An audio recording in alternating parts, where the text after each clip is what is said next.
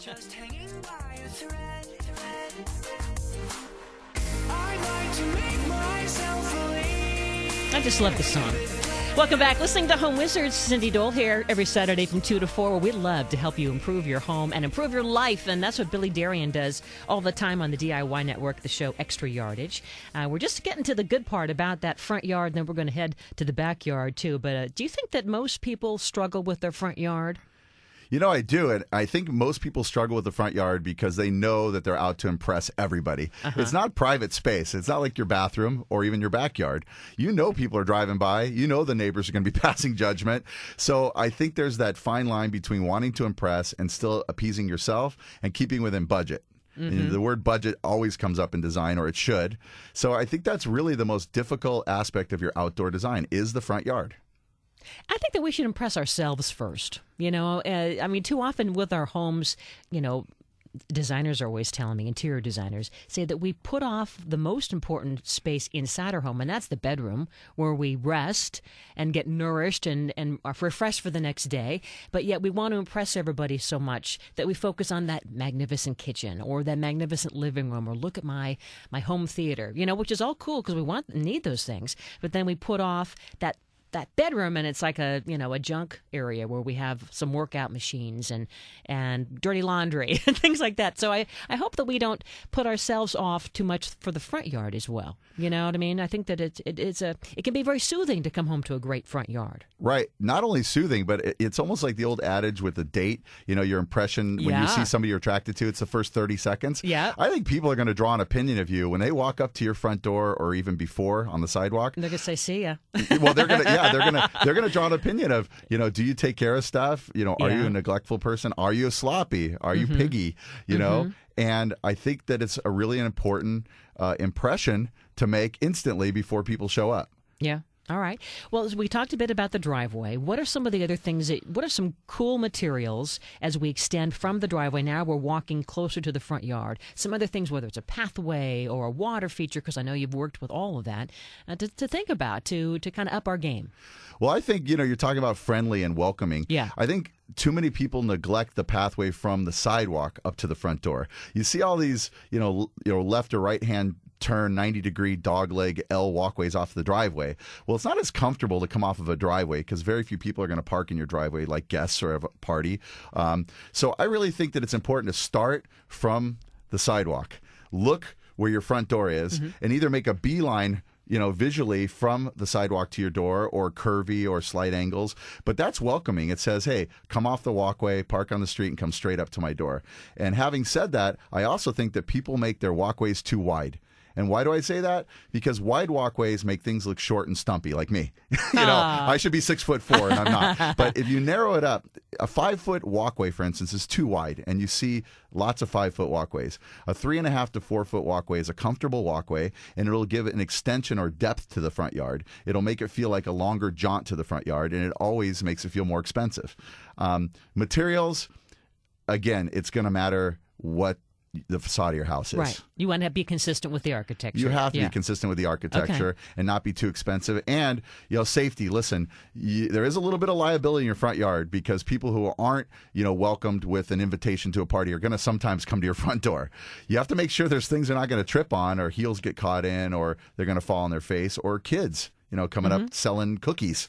You know, material-wise, there are so many great DIY do-it-yourself products right now, mostly in the world of veneers, of stones, of rock. So there's no reason that pilasters or, you know, light posts can't be veneered with a gorgeous stack stone or a river rock or some sort of great castle stone, because there's these lightweight, you know, concrete materials that emulate stone that are inexpensive and easy to put on. So, you know, that brings richness to the yard and looks much more expensive than it really is. And it's also saving water, right? The more hardscapes you have, the less sprinkler action you need, you know, in terms of being drought sensitive. Absolutely. Drought And tolerant, sensitive, you know? absolutely. And Yeah. back to the pavers you talked about on the Yeah. driveway. Loose laid pavers are great for walkways and what I call staging areas up to your front door because they're permeable. So what happens is rainwater drops down through them and permeates and gets into the ground and, will be satisfactory to the plants on either side of the walkways because it's wicking down like a sponge. With concrete, a lot of times or brick or rock, that rainwater is sheeting off towards the gutters in the front of your house. You're wasting the water. Yeah. So permeable materials or even decomposed granite or gravels that we can talk about. So you're getting kind of two things for the price of one, in a way. Right. And in parts of the world where you actually get rain, we Right. don't get much here in Southern California, but in parts of the place where you get rain, that's helping to irrigate if you use permeable materials.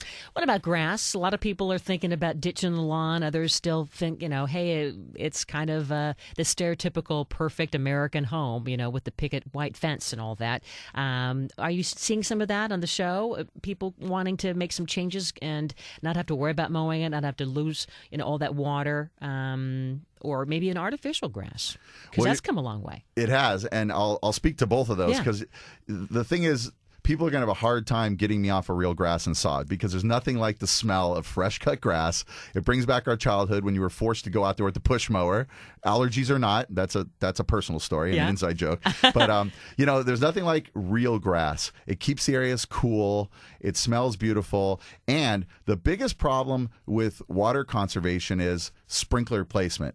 I don't want to get too technical, but you know how sprinklers, you'll see them blowing all over the concrete, the walkways, the sidewalks. Terrible. It angers you, right? Yeah, it really does. If you're careful with your sprinkler placement, if your gardener adjusts the heads or you adjust the heads if you service your yard, it's really, really not that wasteful.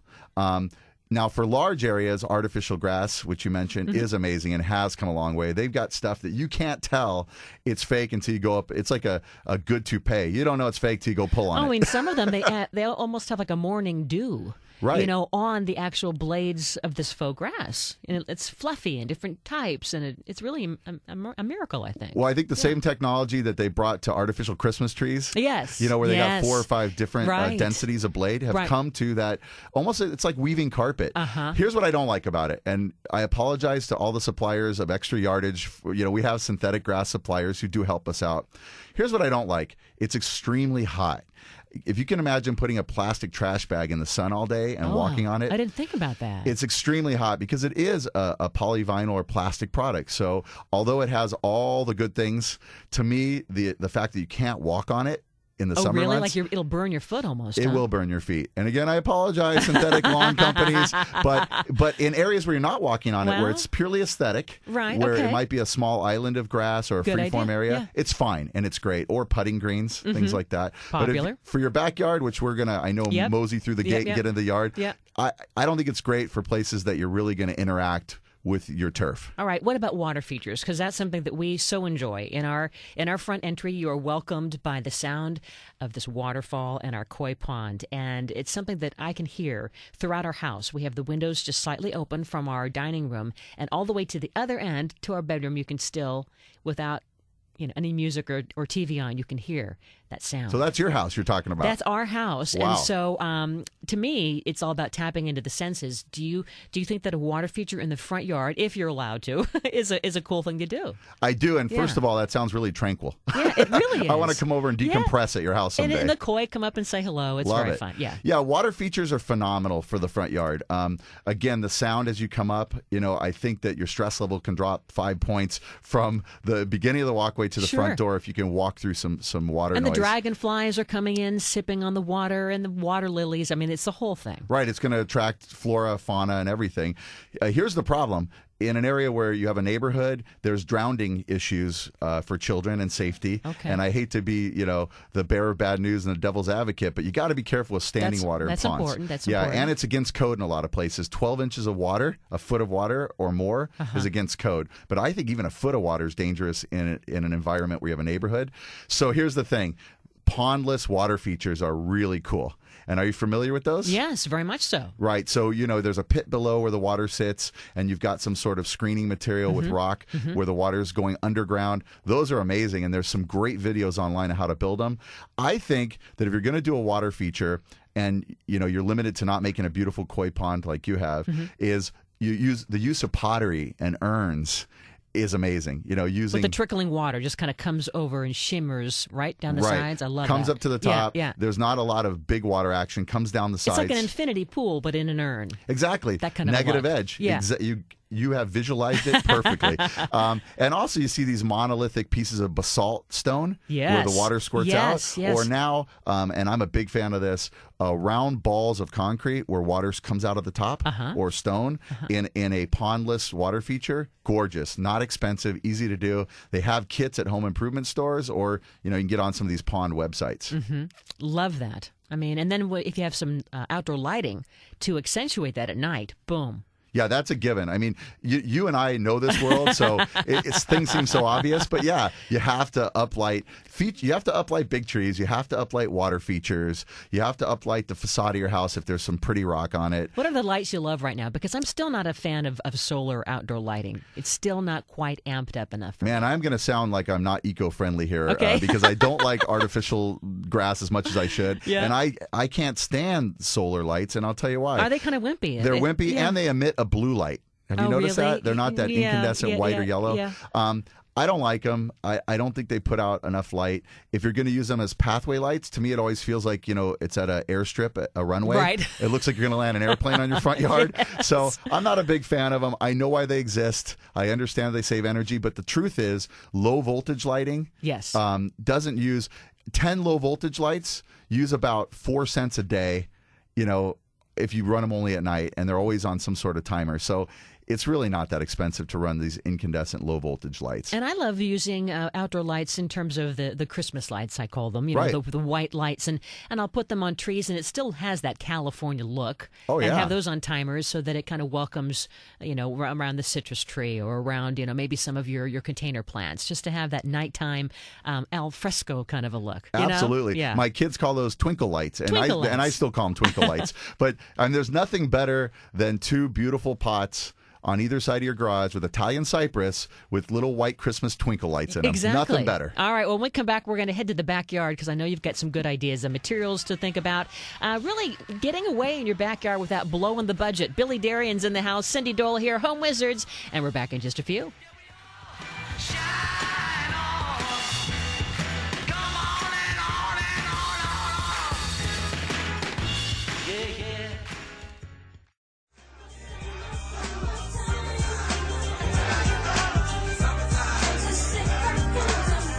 Welcome back, Cindy Dole here. Yes, summertime, and when you're thinking summer, I'm thinking that you're enjoying the outdoors and the space you call home. Home Wizards here. We love to help you enjoy that place a little bit more, and Billy Derian does as well on the DIY Network. A great show called Extra Yardage, and so let's talk about the backyard in this summertime. So, let's talk about the let's. But first, I would feel neglectful if I didn't say welcome the new addition to your yard and your family, the baby monarch butterfly. I'm calling her Mona. Oh, it's Mona the monarch. I would love to know this is a whole different subject, but I'd love to know how you can tell the gender of a butterfly. I guess you can't. Or maybe, probably the experts can. I just thought Mona's kind of funny.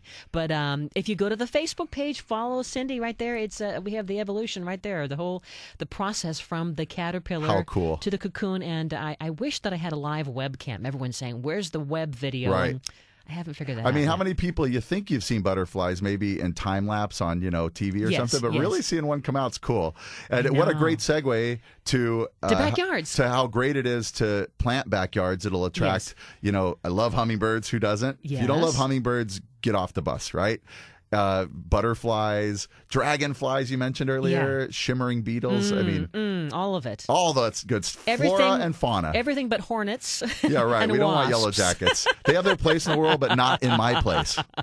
All right. Well, so if we were just looking at our backyard, what's the first thing that we should think about to just go, you know what? I want to have a cool experience. I want it to feel like I'm at a resort. I want to feel like I'm in my own oasis. Dude, help me. Right. Well, you hit the nail on the head. It's all about your own resort. And when I ask clients, because for 25 years, before I was hosting Extra Yardage on DIY, I do this for real. I design for homeowners. I go out there and make their dreams come true, and hopefully within budget. Yeah. I ask them, where do you vacation? If you could vacation, money no object, where would you go? And then the other thing is show me pictures, tear sheets from magazines of what that would look like. Because you really do want that yard to feel like it's an escape. It's an escape, eight steps out the back door, right? And you know that term that's big now, staycation?